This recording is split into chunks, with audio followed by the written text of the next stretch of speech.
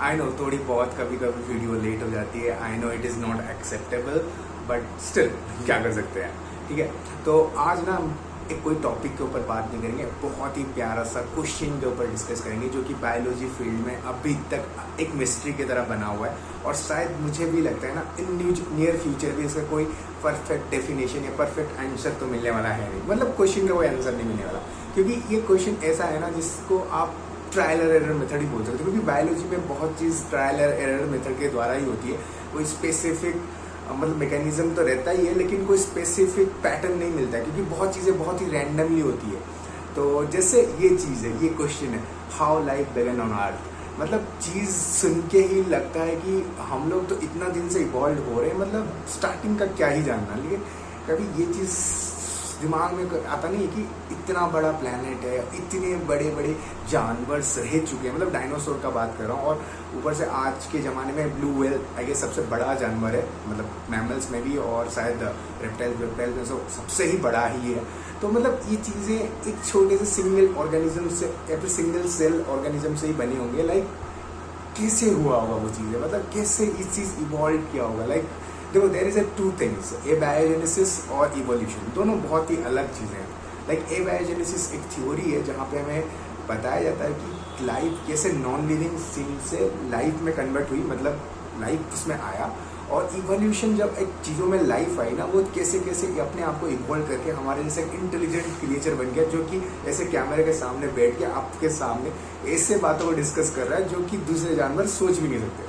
तो ये चीज़ें क्यूरियोसिटी के लिए ही लोग जानने की कोशिश करते हैं, इसका कोई ज़्यादा जान के लिए हमें कुछ मिलेगा नहीं, लेकिन हाँ हम लाइफ को अच्छे से समझ पाएंगे। इट्स नॉट लाइक कि कुछ चीज़ें हमें नहीं मिलेंगी, क्योंकि knowledge it's like something that is related to our actual own development. तो ये सब थोड़ी मोटिवेशनल बातें हैं, उसको साइड में रखते हैं। तो पहली चीज़, जैसे मेरा सबसे बड़ा प्रोपेगेंडा होता है कि मेरा जो ऑर्डर होता है, मैं हमेशा व्हेन, हाउ, वेयर, ये सब चीज़ों के ऊपर करता हूँ, क्योंकि science is all about this W&H questions. तो सबसे पहले हम लाइफ ऑन अर्थ शुरू होने से पहले अर्थ कैसे बना वो थोड़ा जानते हैं। देखो, सब कोई को पता है, इट्स ऑल अबाउट फिजिक्स के द्वारा ही ये सब चीज़ें हमें पता चलती है कि बिग बैंग एक बहुत ही बड़ा सा एटॉमिक विस्फोट हुआ था स्पेस में, और वो बिग बैंग जो है वो एक स्मॉल सा पॉइंट था जिससे एक इतना बड़ा यूनिवर्स, जो हम लोग ऑब्जर्व भी नहीं कर पा रहे, उतना बड़ा यूनिवर्स बना।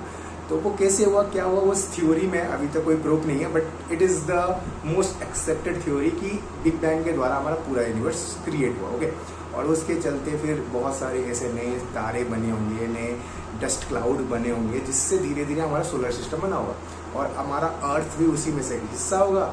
और धीरे धीरे बहुत सारा टाइम बीतने के साथ हमारा अर्थ जब बन रहा होगा, क्योंकि इनिशियल डेज में लाइफ पनपना बहुत ही मुश्किल है। कोई भी प्लैनेट जब धीरे धीरे बनता है ना, इट्स लाइक वो एक वोल्केनिक इरप्शन जैसा एटमॉस्फेयर बना देता है, और ऐसा नहीं कि बहुत ही जल्दी सही हो जाता है, बहुत टाइम लगता है, लाइक लॉट ऑफ ईयर्स लग जाते हैं उसमें, मतलब बिलियंस ऑफ बिलियंस ईयर्स लग जाते हैं। लेकिन फिर भी लोग जब भी कोई भी वीडियो देखोगे या फिर कोई भी पेपर आप ऑनलाइन में पढ़ोगे, it's not about research paper, कोई भी आर्टिकल पढ़ोगे तो उसमें एक प्रिसाइज ईयर बता देते हैं कि 4.5 बिलियन ईयर ओल्ड है हमारा अर्थ। इतना प्रिसाइजली कैसे बोल सकते हैं? कभी ये सोचियो कि इतना लोग प्रिसाइजली ईयर कैसे बता सकते हैं। वैसे ही स्पेस का भी हमारा जो यूनिवर्स है कितना ओल्ड है वो भी प्रिसाइजली बोल सकते हैं। ऐसा क्यों इसका थोड़ा सा मैं बेसिक्स बताऊंगा, क्योंकि डिप नॉलेज इसका मुझे भी नहीं है सही से, क्योंकि ये बहुत ही मतलब क्या बोलते हैं डिप्थ नॉलेज फिजिक्स का बात है, जो कि मुझे समझ में भी आगे नहीं, जो कोई फिजिक्स वाले हैं प्लीज़ समझाना।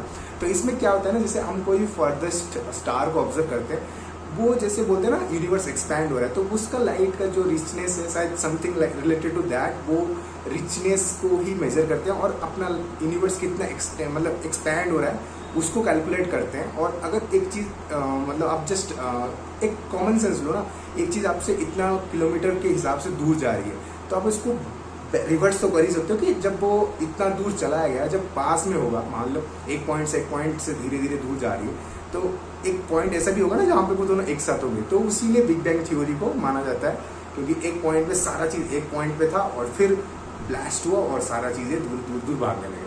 तो जो भी हो, वो तो यूनिवर्स का हम लोग ऐसे एज प्रेडिक्ट करते हैं, लेकिन अर्थ का कैसे करते हैं। तो अर्थ का करने के लिए ना सबसे बढ़िया चीज़ जो होता है वो होता है अपना कार्बन डेटिंग या फिर एक रेडियो एक्टिव डेटिंग बोलते हैं, जो कि मिनरल्स या फिर कोई भी तुम्हारा ओर के ऊपर होता है। और जैक का कोल एक पर्टिकुलर ओर है या फिर मिनरल्स है जिसके ऊपर हम अपना अर्थ का डेटिंग मतलब अर्थ का जो पर्टिकुलर एज है उसको हम लोग प्रेडिक्ट कर सकते हैं। बहुत सारे मिनरल्स कलेक्ट किए गए जर्कामाइन का, और उसमें एक चीज़ क्या है, एक स्पेसिफिक आइसोटोप रहता है यूरेनियम 338।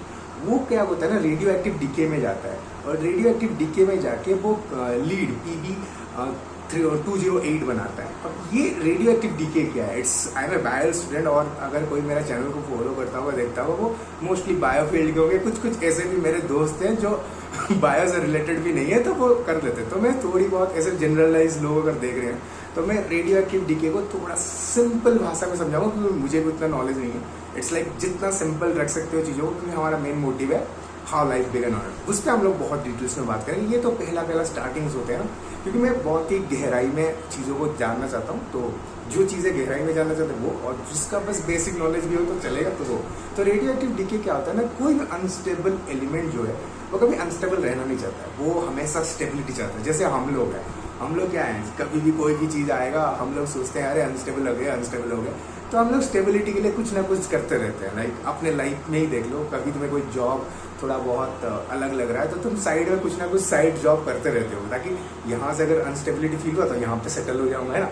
तो लाइक दैट एलिमेंट्स भी जो है, जो आटम्स हैं वगैरह वगैरह है, कोई भी मॉलिक्यूल हो, वो अपनी स्टेबिलिटी गेन करना चाहता है। तो जैसे आप पीरियडिक टेबल में जिसका भी atomic number higher atomic number पे जाओगे तो मैक्सिमम एलिमेंट्स अनस्टेबल होते हैं, ड्यू टू मतलब उनका जो न्यूक्लियस में न्यूट्रॉन और प्रोटॉन का नंबर है वो ज़्यादा हो जाता है। Maybe that is the reason instability में चले जाते हैं, बहुत ज़्यादा एक्सेस एनर्जी हो जाता है। तो इसके चलते वो अपने जो ये एक्सेस एनर्जी या फिर एक्सेस न्यूट्रॉन और प्रोटॉन को रिलीज करते हैं in the form of radioactive decay. तो इसमें क्या होता है ना, दो चीज़ होती है, आप एक गामा रेज निकलता है एक पर्टिकुलर एलिमेंट से, और उसके साथ साथ आइदर अल्फा पार्टिकल और बीटा पार्टिकल निकलता है। अब अल्फा पार्टिकल बीटा पार्टिकल क्या है, अल्फा पार्टिकल मतलब एक हीलियम न्यूक्लियस मतलब क्या, अगर मान लो आप यूरेनियम को लेके जा रहे हैं, यूरेनियम में 338 है, तो उसमें से जो भी एक्सेस हमारे न्यूट्रॉन और प्रोटॉन है ना वो हीलियम न्यूक्लियस की तरह निकल जाएंगे, मतलब 2 न्यूट्रॉन 2 प्रोटॉन यूरेनियम के न्यूक्लियस से निकल जाएंगे। वो पर्टिकुलर जो एक 4 मॉलिक्यूल जो निकले, जो मॉलिक्यूल नहीं 4 जो एलिमेंट उस पर्टिकुलर मतलब न्यूट्रॉन और प्रोटॉन 2-2 करके जो निकले उसको अल्फा पार्टिकल बोला जाता है। और बीटा पार्टिकल क्या होता है, जैसे मान लो एक न्यूट्रॉन है वो अपने आप को कन्वर्ट कर दिया प्रोटॉन में। अब ये तुम बोलोगे अरे बचपन से तो पढ़े के आ रहे न्यूट्रॉन तो भाई न्यूट्रल होता है, नहीं। अब यहाँ पे थोड़ी बहुत हम क्वांटम फिजिक्स में घुसेंगे, क्योंकि यहाँ पे थोड़े बहुत आप अगर क्वांटम फिजिक्स को देखोगे ना, न्यूट्रॉन और प्रोटॉन और इलेक्ट्रॉन को भी हम तोड़ के क्वार्क पार्टिकल्स बना सकते हैं। तो वैसे ही न्यूट्रॉन अगर क्वार्क मतलब प्रोटॉन में कन्वर्ट होता है तो वो एक इलेक्ट्रिनो छोड़ देता है, तो वो इलेक्ट्रिनो जो पार्टिकल है उससे बीटा पार्टिकल बोलते हैं। और वैसे ही अगर प्रोटॉन न्यूट्रॉन में कन्वर्ट होता है तो प्रोजेट्रिनो, I am little bit difference in my pronunciation, तो मैं डाल दूंगा तो वो देख लेना, तो वो छोड़ता है। तो यही छोटे छोटे पार्टिकल जब छोड़ते हैं तो उससे बोला जाता है बीटा पार्टिकल्स। लेकिन यहाँ पे कैच है, फिजिक्स वाले जो भी हैं अगर कोई देख रहा है इस वीडियो को अच्छे से तो मुझे बताना, एक फोर्स फंडामेंटल फोर्स होते हैं मतलब हमारे यूनिवर्स में 4 होते हैं, ठीक है। एक होता है ग्रेविटी, एक होता है तुम्हारा इलेक्ट्रोमैग्नेटिक, और एक होता है स्ट्रॉन्ग, और एक होता है वीक स्ट्रॉन्ग न्यूक्लियर फोर्स और वीक इलेक्ट्रॉन न्यूक्लियस फोर्स, ठीक है। तो यहाँ पे हमारा जो न्यूक्लियस में ना स्ट्रॉन्ग न्यूक्लियर फोर्स रहता है जो कि न्यूट्रॉन और प्रोटॉन को एक साथ बना के रखता है। अब इतना स्ट्रॉन्ग फोर्स को न्यूट्रॉन या प्रोटॉन या फिर वो इलेक्ट्रॉनों प्रोटीनों जो भी क्वार्क पार्टिकल्स है वो ओवरकम कैसे करते हैं। तो यहाँ पे एक छोटा सा मतलब अगर आप थिंकिंग वाला सोचोगे तो वो थिंकिंग है कि एक क्वांटम टनलिंग होती है, जिससे क्या होता है ना, पार्टिकल अपना नेचर, जो ये छोटे छोटे पार्टिकल्स हैं वो अपना नेचर वेव नेचर में कन्वर्ट करते हैं। अब पार्टिकल 2 तरह का नेचर दिखाते हैं एक्चुअली, वो पार्टिकल नेचर या फिर वेव नेचर। वेव नेचर को समझने के लिए और पार्टिकल नेचर को समझने के लिए एक एक्सपेरिमेंट किया जाता है, उसे बोलते हैं डबल स्लिट एक्सपेरिमेंट। अगर तुम्हें नहीं पता है जाके देखो, इट्स रियली अमेजिंग। मतलब तुम अगर कोई पार्टिकल को ऑब्जर्व नहीं करोगे, मान लो तुम इलेक्ट्रॉन को कहीं फेंक रहे हो, इलेक्ट्रॉन तो छोटे छोटे मतलब ऐसे देखे ही होंगे पिक्चर्स में हमेशा, या फिर ऐसे कोई भी बुक के कवर पे, मतलब पिक्चर्स में, फिगर में छोटे छोटे ऐसे पार्टिकल्स होते हैं, और उसको अगर मान लो इलेक्ट्रिक बॉल की तरह हम जैसे बुलेट की तरह हम उसको फायर कर रहे होंगे तो वैसे बुलेट की तरह ही जाएगा। लेकिन अगर हम उसको ऑब्जर्व ना करेंगे ना तो वो एक वेव पैटर्न शो करेगा। तो वो वेव पैटर्न कैसा होता है, मैं बस फोटो डाल दूंगा। इस चीज को अगर समझना कि वेव नेचर क्या है, पार्टिकल नेचर क्या है, तो एक बहुत ही प्यारा सा टॉपिक है डबल स्लिट एक्सपेरिमेंट, उसे जाकर देखो तुम्हें बहुत अच्छा समझाएगा। तो इस फिनोमिना को यूज करके ये जो पार्टिकल्स होते हैं अल्फा बीटा पार्टिकल्स, वो न्यूक्लियस से बाहर जा सकते हैं। मतलब उनका अनसर्टिनिटी की वो एक जगह पे रह भी सकते हैं, नहीं भी रह सकते। That's different, that is what physics actually so curious, मतलब इसलिए फिजिक्स बहुत ज्यादा फैला हुआ है। तो अभी फिजिक्स को थोड़ा साइड में रखते हैं, अपने लाइफ में आते हैं। तो एक पर्टिकुलर हम लोगों ने समझ लिया कि ठीक है, चलो अर्थ का हमने एज भी जान लिया कि 4.5 बिलियन ईयर पहले हमारा अर्थ धीरे धीरे हैबिटेबल होने लगा। एक बाउंड्री भी है, कैसे वो कार्बन डेटिंग या फिर वो रेडियो एक्टिव डेटिंग के द्वारा भी पता चला है कि कब धीरे धीरे लाइफ फॉर्म शुरू होने लगा होगा। तो बताया जाता है कि 3.5 और 3.8 के अराउंड धीरे धीरे लाइफ बिगन होने लगी, मतलब उस छोटे से विंडो में लाइफ इवॉल्व होने लगी होगी। तो फिर ठीक है, लाइफ इवॉल्व होने लगी है। तो यहाँ पे मैंने बताया था ना ए बायोजेनेसिस, तो यहाँ पे ए बायोजेनेसिस आता है, मतलब नॉन लिविंग से लिविंग बना होगा। और कभी भी कोई भी चीज़ यहाँ पे याद रखो कि लाइफ जो होगी ना वो हमेशा ओशंस में ही क्रिएट हुई होगी, कभी भी लैंड पे क्रिएट नहीं हो सकती, क्योंकि लैंड में हमारा एक पर्टिकुलर होता है ना सल्वेंट नहीं मिला हुआ, कोई भी चीज़ को मतलब अपने में इंटरेक्ट करने के लिए सल्वेंट नहीं मिला हुआ लैंड पे, लेकिन वाटर पे वो चीज़ मिल जाएगा। और ऊपर से सरफेस का टेम्परेचर बहुत हाई रहता था, और यूवी रेज भी थे उस टाइम पे, क्योंकि हमारा एटमॉस्फेयर सही से बना नहीं था। तो यूवी रेज भी थे जो कि बहुत ही भयानक रूप से कोई भी चीज़ को तबाह कर सकते थे। तो सी में ही कोई ग्राउंड फ्लोर ऑफ सी में बना होगा हमारा लाइफ। अब लाइफ बनने के लिए 3-4 चीज़ें बहुत ज़रूरी होती है, मोस्टली 4 चीज़ें। एक होता है उसका जो लेयर बनता है जिसे बोलते हैं लिपिड बायलेयर, जिसको आप प्लाज्मा मेम्ब्रेन के हिसाब से आजकल जानते हैं। दूसरा चीज़ है न्यूक्लिक एसिड्स, जो कि हमारा आरएनए और डीएनए बनाते हैं। और ऑब्वियस सी बात है प्रोटीन, ठीक है ना, प्रोटीन इज नियर, तो प्रोटीन के अमीनो एसिड्स बनेंगे।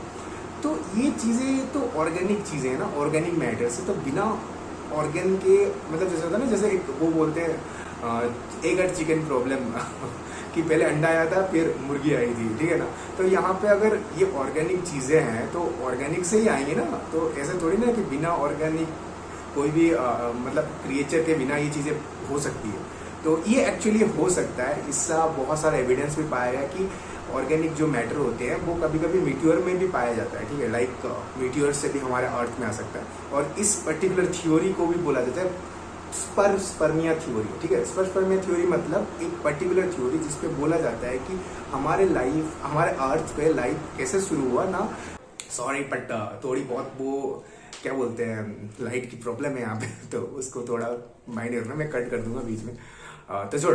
तो स्पर्मिया थ्योरी में क्या बोला जाता है ना, लाइक हमारे अर्थ में लाइफ कैसे मतलब शुरू हुई कि हमारे को किसी ने यहाँ पे सीड कर दिया। लाइक कोई एस्ट्रॉयड के द्वारा कोई बैक्टीरिया उसमें मतलब फिक्ट हो गए थे, और वो एस्ट्रॉयड जब हमारे अर्थ पे गिरा तो उस एस्ट्रॉयड से बैक्टीरिया अलग हो गए और वो फेवरेबल इन्वायरमेंट उन्हें मिल गया और वो स्प्रेड होने लगे।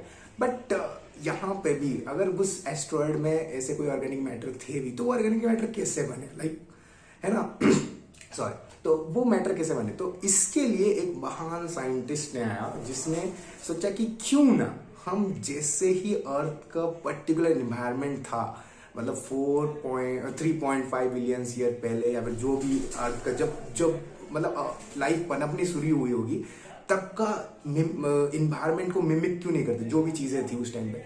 तो हमारे लाइफ के वो जो अर्थ में जो चीज़ें थी ना, जैसे मीथेन हो गई, उसके बाद नाइट्रोजन हो गया, और आपका कार्बन डाइऑक्साइड हो गया, वो सब चीज़ गैस को और उस टाइप का टेम्परेचर को मिमिक करके ये चीज़ पता चला कि उस टाइप का एनवायरनमेंट में ये ऑर्गेनिक मैटर अपने से बन सकते हैं। इसको प्रीमोडियल सूप का एक थ्योरी भी बोला जाता है। प्रीमोडियल सूप में चीज़ें जो हो ना, जैसे हमारी अर्थ की पूरी कंडीशन को मिमिक बनाया गई कि ये अर्थ का एक मिनिएचर क्रिएटर बनाया गया, मतलब एक बैल्स वेल्स बना के, ऐसा नहीं कि अर्थ ही बना दिया, ऐसा नहीं, मतलब कंडीशन को बस एक आर्टिफिशियल इन वीवो के टाइप में उसको फॉर्म में किया गया, मिमिक किया गया, और पता चला कि ऑर्गेनिक जो पर्टिकुलर मैटर्स हैं, जो चीज़ें जैसे अमीनो एसिड्स हो गए, न्यूक्लियोटाइड्स हो गई और हमारा लिपिड्स है, ये बन सकता है, लाइक ये क्रिएट हो सकता है।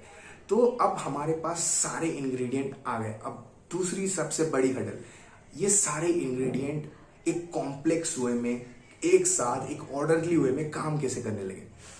तो उसके लिए हम थोड़ा लिपिड में जाते हैं, क्योंकि लिपिड ही सबसे पहला स्ट्रक्चर जो बन के अपने में आ सकता है, like it's really can be form easily. Okay, तो लिपिड क्या होता है ना, उसका एक नेचर होता है, वो लिपिड बाइलेयर बनाता है और एक पर्टिकुलर स्पीयर फॉर्म में क्रिएट हो सकता है अपने आप को। क्यों? क्योंकि लिपिड में दो चीज होते हैं, कि हेड पोर्शन होता है, टेल पोर्शन होता है। और जो हेड पोर्शन होता है वो वाटर लविंग होता है, हाइड्रोफिलिक होता है, और जो टेल पोर्शन होता है हाइड्रोफोबिक होता है, वाटर हेट वाला पर्सन होता है। हम नहीं रहने वाला, पानी से नहीं रहने वाला। तो अगर मान लो तुमने कभी लिपिड बाइलेयर स्ट्रक्चर देखा होगा ना, तो एक हेड पोर्शन, टेल पोर्शन, फिर टेल पोर्शन, हेड पोर्शन तक ऐसे लिपिड बाइलेयर बनते हैं, और ये ऐसे सर्कल में रहता होगा, क्योंकि इस सर्कल में ही सबसे ज्यादा हमें शायद ये मिल जाते हैं, सरफेस एरिया मिल जाता है।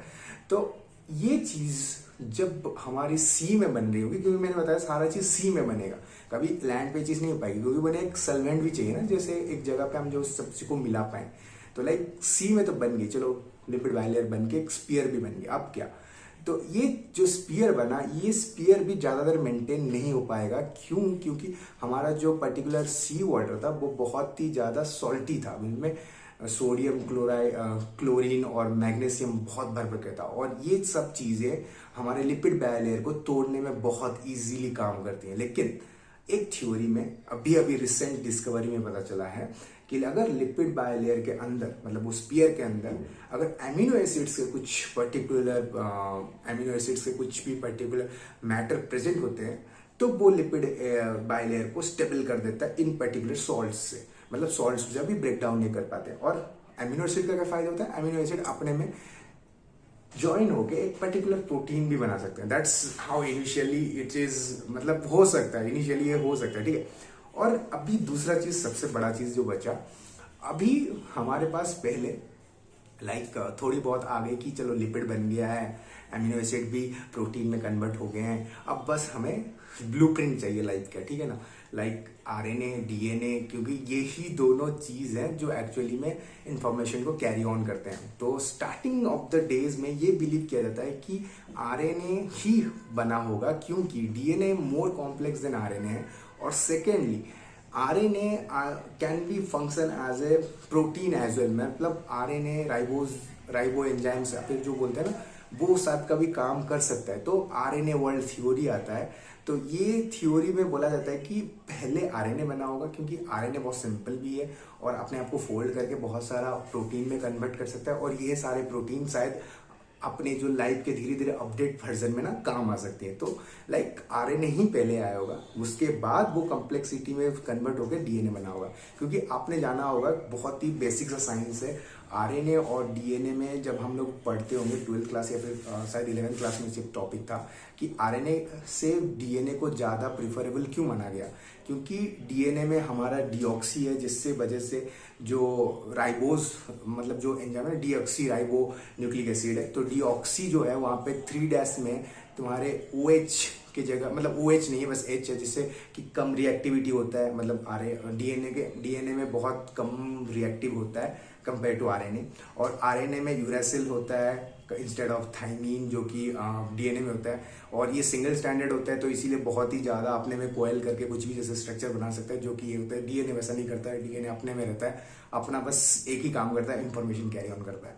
तो इससे ये पता चलता है कि आरएनए से ही डीएनए डेवलप हुआ होगा। That's a unique thing. Okay, तो अभी हमारे पास आरएनए एक पता चला कि ठीक है, आरएनए को ही मान लेते हैं, लाइक आरएनए पहले आया होगा। लेकिन अब आरएनए बना कैसे, मतलब इट्स लाइक ऐसा तो नहीं कि न्यूक्लियोटाइड अपने में ज्वाइंट हो गए, उसके लिए तो कुछ तो होना चाहिए। ठीक है, चलो हम लोग ये तो मान गए कि चलो अमीनो एसिड लिपिड के अंदर आ गए, ठीक है ना, लेकिन आरएनए के जो न्यूक्लियोटाइड्स हैं वो कैसे बने होंगे। तो इसमें एक आता है पर्टिकुलरली मिनरल्स, जिसे बोलते हैं क्ले मटेरियल। क्ले मटेरियल एक पर्टिकुलर मिनरल्स है, जो कि एक मिनरल ही है, मिनरल लाइक पत्थर जैसा कुछ, और वो एक पर्टिकुलर सरफेस देता है, एक सबस्ट्रेट दे देता है, उसमें जाके न्यूक्लियोटाइड बाइंड होके एक पर्टिकुलर स्ट्रक्चर बना सकते हैं।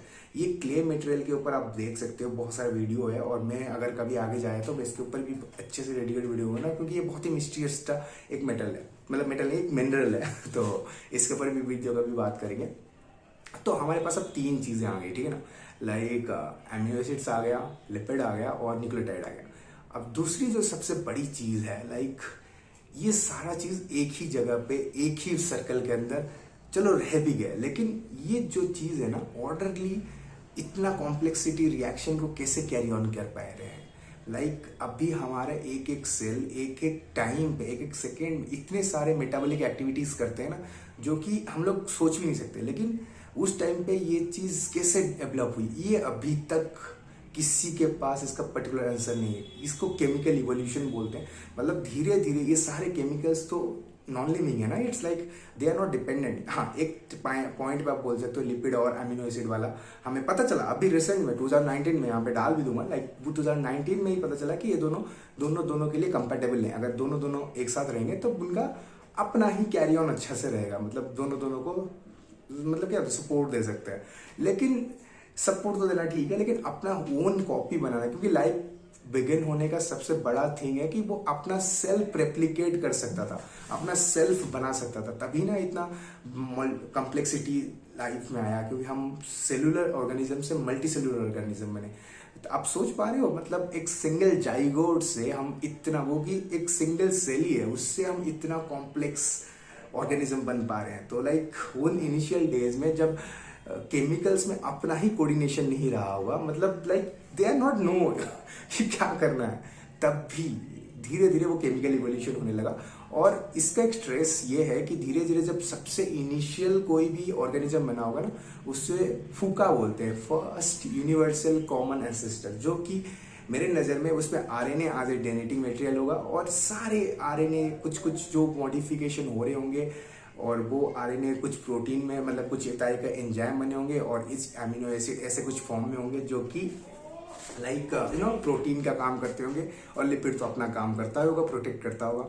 और इनको ना जो एनर्जी चाहिए होगा, क्योंकि कोई भी चीज़ को पनपने के लिए एनर्जी चाहिए होगा। जैसे अभी के सबसे स्टार्टिंग में हम बोल सकते हैं, तो लाइक इनिशियल डेज में जो उनको एनर्जी चाहिए, जैसे अभी के लिए हमारे जो ऑटोट्रॉप्स और हेटरोट्रॉप जानते होंगे, तो ऑटोट्रॉप जो अपना खुद का खाना बनाते हैं, तो वो सन से एनर्जी लेते हैं। उस टाइम पे ये एनर्जी कौन देता होगा? तो यहाँ पे आती है थर्मल सी वैन थ्योरी। थर्मल सी वैन थ्योरी में क्या बोला जाता है, जैसे हमारे सी फ्लोर में ना बहुत सारे क्रैक्स होते हैं, जो कि वाटर पॉकेट्स टाइप का बोल सकते हो, जो लावा मेंटल के पास होते हैं, ताकि उनमें जब पानी चला जाता है तो वो इतना मेंटल के पास होता है कि इतना गर्म होता है कि वो पानी भाप में निकल के आता है। जिस 2 तरह के मतलब थर्मल वेंटल होते हैं, एक व्हाइट स्मोकर्स और एक होता है ब्लैक स्मोकर्स।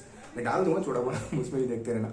तो व्हाइट स्मोकर जो होते हैं ना, वो थोड़े कम टेम्परेचर वाले होते हैं, और उसमें बहुत सारे मिनरल्स भी होते हैं। और साइड में ब्लैक स्मोकर्स के जो होते हैं ना, वो जो उनका जो वाटर वेपर्स होता है बहुत ज़्यादा हाई टेम्परेचर होता है। तो साइंटिस्ट ने ये डिस्कवर किया कि उसमें जो ये पर्टिकुलर हमारा प्रिमिटिव स्ट्रक्चर ऑफ सेल बन रहे हैं, हम लोग बना रहे हैं अपने दिमाग में, वो पनपना, वहाँ से एनर्जी लेना उसके लिए बहुत हार्श हो सकता है। तो ये मोस्टली व्हाइट स्मोकर जो थर्मल सी वैंड है, वहाँ से पनप रहा होगा, वहाँ से ये थर्मल एनर्जी को ले रहा होगा, वो पर्टिकुलर वहाँ से H+ आयंस ले रहा होगा, और अपना धीरे धीरे कैरी ऑन कर रहा होगा लाइफ। लेकिन जब मान लो ये सब चीज़ चल रहा है, मतलब फर्स्ट फूका जो है, फर्स्ट यूनिवर्सल कॉमन एंसेस्टर जब धीरे धीरे इवॉल्व हुआ होगा, वो बना होगा लूका में, लास्ट कॉमन यूनिवर्सल एंसेस्टर लूका। तो ये जो पर्टिकुलर ऑर्गेनिज्म है ना, इसके पास सबसे इनिशियल डेज में कुछ ऐसे जीन्स थे जो कि अभी तक सारे ऑर्गेनिज्म में पाए जाते हैं, जो कि बोला जाता है 335 जीन्स हैं। मतलब उसमें ऑब्वियसली डीएनए कुछ होगा, क्योंकि हम जीन्स बोल रहे हैं, मतलब जीन्स डीएनए ही कैरी ऑन करते हैं, आरएनए भी कैरी ऑन करता है genes, but RNA is like different और डीएनए इज डिफरेंट। तो लास्ट कॉमन एंसेस्टर आते आते डीएनए में कन्वर्ट हो गया होगा, जो हमारा जेनेटिक मटेरियल है। तो लाइक उसमें 335 जीन्स थे, और वो जीन्स अभी तक सारे लिविंग ऑर्गेनिज्म में मिला जाता है। मतलब हम अगर सारे मैं ले लूँ, मैं से एक रेप्टाइल ले लो, या फिर कोई मछली ले लो, या फिर कोई लाइक बर्ड ले लो, तो उसमें ऐसे 333 जीन्स होंगे जो कि मेरे में और उस पर्टिकुलर ऑर्गेनिज्म जिसका उन्होंने नाम लिया सारे में कॉमन होंगे। और ये वो लास्ट कॉमन एंसेस्टर को हमें सजेस्ट करता है कि ओके वहाँ से ही इवॉल्व हुए होंगे। तो वैसे ही कुछ ऐसे एंसेस्टर होंगे जो फूका से कन्वर्ट हो गए होंगे वायरस में, और वो चलते रहेंगे। तो ये तो था एक पर्टिकुलर छोटा सा माइनॉरिटी डिफरेंस। और एक चीज़ होता है जैसे एरोबिक और एनारोबिक होते हैं।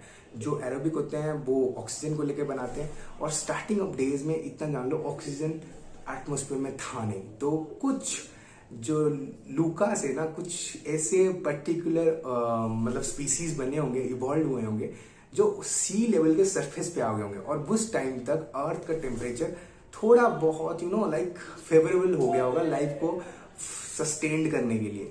तो वो जो था वो साइनोबैक्टीरिया का कोई पर्टिकुलर एंसेस्टर होगा, और वो जब ये वाटर के सी लेवल के ऊपर आ गया था तो वो क्या किया ना कि सनलाइट को as a source of energy लिया, और कार्बन डाइऑक्साइड जो कि एटमॉस्फेयर में भर भर के था उसको लेके अपना खुद का एनर्जी क्रिएट किया, और O2 as a waste product release किया।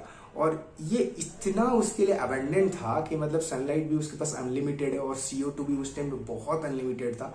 तो ये चीज़ उसको इतना अबेंडेंट मिला ना, मतलब साइनोबैक्टीरिया का जो भी एंसेस्टर रहा होगा उसने इतने अमाउंट में उसको प्रोड्यूस किया कि एक पर्टिकुलर इवेंट होता है ऑक्सीजन एक्सट्रैक्शन करके कुछ इवेंट बोलते हैं, वो इवेंट आ गया था कि मतलब पूरे ऑक्सीजन से पूरा हमारा जो ये है ना मतलब लाइक एटमॉस्फेयर उसके चलते भरा था। लाइक मास एक्सटेंशन भी हो गया था कुछ ऑर्गेनिज्म के, क्योंकि कुछ टाइम के लिए CO2 जो ऑक्सीजन है वो कुछ पर्टिकुलर जो ऑर्गेनिज्म के लिए हार्मफुल था, क्योंकि वो उस टाइम पे उसको जानते नहीं थे, और धीरे धीरे उसको बोलते थे ऑक्सीजन कैटास्ट्रोफी।